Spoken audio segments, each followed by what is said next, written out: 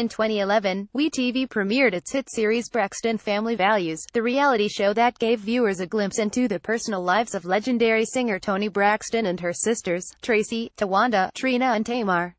Over the course of the show's 5 seasons, Tamar's candor and larger-than-life personality made her the show's breakout star.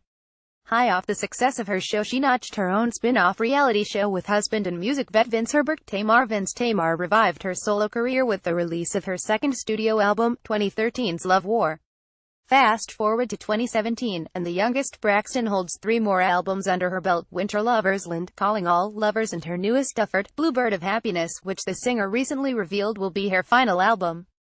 Tamar shattered the hearts of fans when she announced her departure from music, though she says this isn't her final goodbye. "At the end of the day, I have to do things that make me 150% happy, and if there's a part in my life where there's always an argument or an issue, let's just eliminate that for now," she tells Billboard.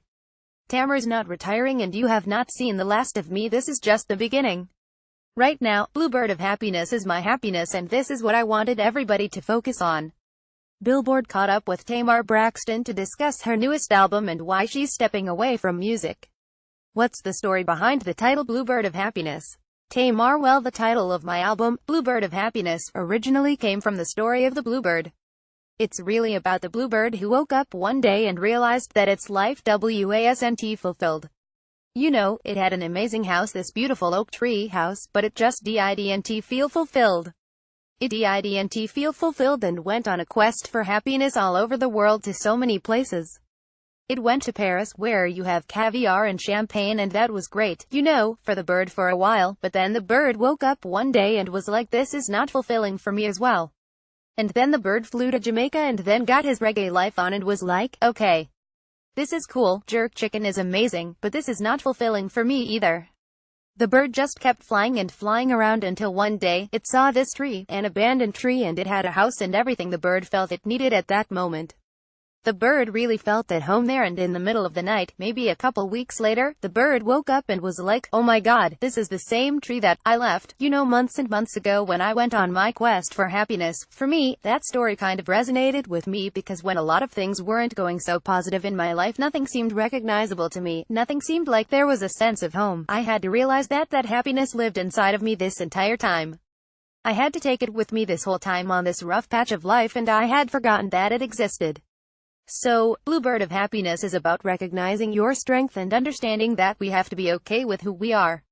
It's about respecting yourself for who you are and basking in it and living in the moment of happiness, and whatever that means to you, even if it makes somebody else unhappy. When you're happy, you know, that's when you're fulfilled. What was the mission you set out to complete with this album? The mission for me was just to be self-aware and to know that being happy is your birthright. I know we go through things in life that might make things look so grim and so unfixable, but it's how you make it out of them that count. What was the first record you recorded? The process began a year ago, and I think the first record that I recorded was my Forever. That's the only record that I wasn't a part of the writing process. When I first heard the record, it just felt right. It set the tone for the project, and that's part of the reason why it's the first track on the album. What was your fuel for this album? Well, it came from me not wanting to be put in a box, not letting people count me out, not letting people think that I feel a certain kind of way when I really don't. You know, I definitely believe in myself. It took a long time for me to get here, and I stand firm and proud of that. I'm not gonna let whatever people may think they see or read change how I really feel about myself on the inside. It took me a long time to try and figure out my self-esteem and be happy with who I am. All of those obstacles that I went through within the past year did not break me, it made me stronger, it made me even more of an amazing person and woman." Talk to me a little about Run, Run, where you sampled Sister Nancy's Bam Bam. First of all, I don't know if everybody knows that I love reggae music, but I love to go to the islands and get my wine life on.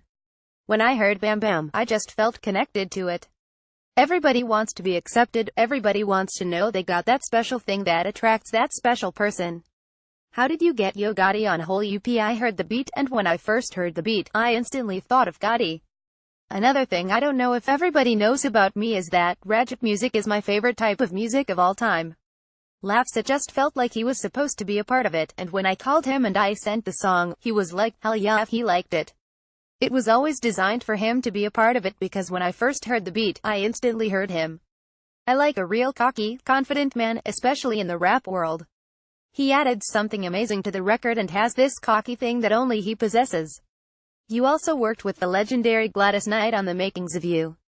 What did her contribution on your album mean to you? Gladys has been such an amazing role model for my family. I remember when my parents got divorced, she used to call my mom all the time and just talk. For me, it just meant a lot that I could put a throwback like that on my record and in her throwback greatness. Had we not been allowed to use this sample, I wouldn't have used it at all because I didn't want to change it and I didn't want to fabricate the amazingness of that record and what that record meant to my mom back in the day. Makings of You represents the strength of a woman and it comes from a movie called Claudine. Claudine had 6 kids and she raised them by herself and through it all, she figured out her life. When you're in the studio, how do you get into that headspace to pour out all your emotions into songs? As a songwriter, it's easy for me to go there because I'm already in my feelings. But really, I'm not ashamed about the things that I've been through. I'm not ashamed about my heart being broken. I'm not gonna carry the shame and guilt of not being loved when I wanted to or expected. So it was really easy for me to go there and it's actually easy for me to go there because I just feel like once you take the shame out of the situation, there's room for growth. All of these things really did happen to me in my life and it really did make me a stronger person. It is what it is and I can't change it. The only thing I can change is my perception of it and that is to look at it in a different light. How do you remain positive and stay focused in a world where people can easily break you down and throw insults at you on social media? How do you cancel out the outside noise? Anything's possible because it's a choice. You know, you can either look at Instagram and let people dictate your life or make you feel undeserving and not appreciated, or you can look at it as this is the best life that I'm living and this is the life that I'm choosing to live.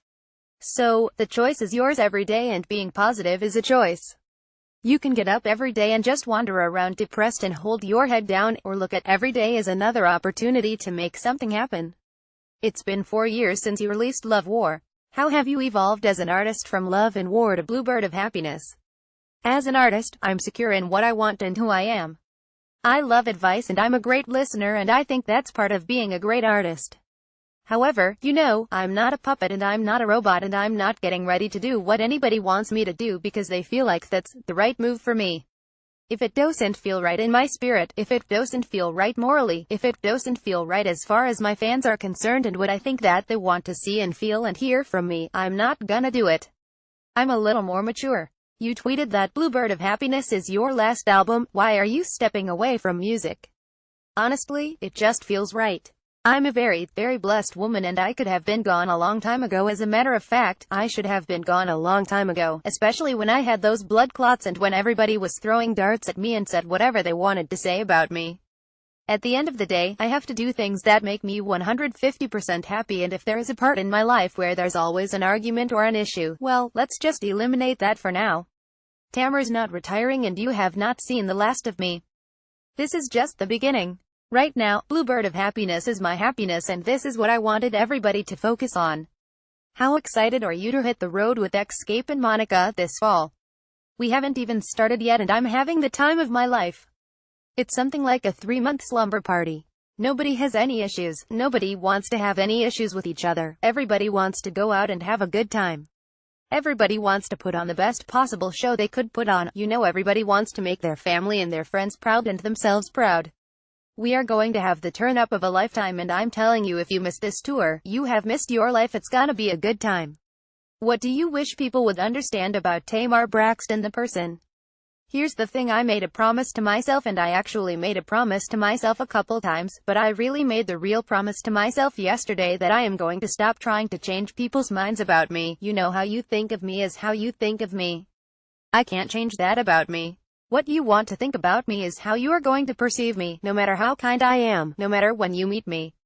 I'm completely different than what people have said about me, you know what I mean, no matter how you've already fabricated in your mind about I'm a diva, and I'm alive, and I'm extra, that I like a lot of attention or whatever the hell it is. I can't change that, you know, only you can change that. I can be responsible and happy about myself when I close my eyes at night and when I look at myself in the mirror, and that's it.